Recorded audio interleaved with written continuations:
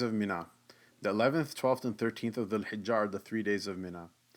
At least half of each of the nights that precede these days must be spent in Mina by the pilgrim. So try to be there by 11:30 or so. The night is divided into hours, starting at Maghrib and then ending at the time of Subh, at the time the crack of dawn.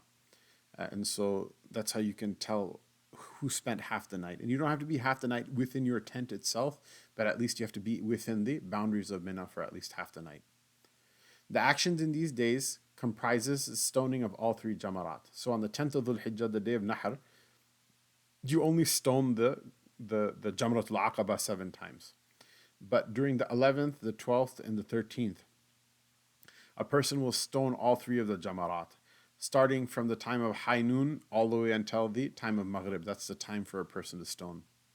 The person will optimally stone by stoning the first Jamra, keeping the Jamra on their right hand side while facing the Qibla, with 7 stones, one after the other, saying Allahu Akbar when releasing each stone.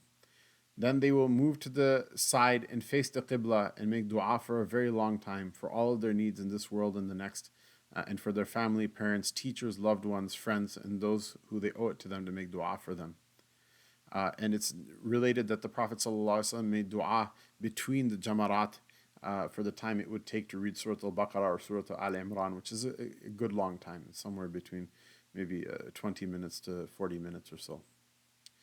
Then they will cross diagonally and stone the second Jamra 7 times, like the first, but this time keeping the Jamra on their left side and standing to that side in order to make dua again for a similar amount of time. Then they will cross to the third Jamra, the Jamratul Aqaba, and stone likewise 7 times, keeping it on their right side, so they zigzag back. After stoning the Jamratul Aqaba, they proceed without stopping for dua. In such a way, a person will stone for each of the 3 days. In these 3 days, there is more reward in staying in Mina than there is in staying in Makkah Mukarramah, and there's more reward in praying in Mina than there is in praying in the Masjid al-Haram. These are days of happiness and celebration and gratitude to Allah for the beautiful gift of His grace and for an accepted Hajj, inshallah. And those who stay in Mina are considered the guests of the Most Merciful. So let a person be happy with that feeling.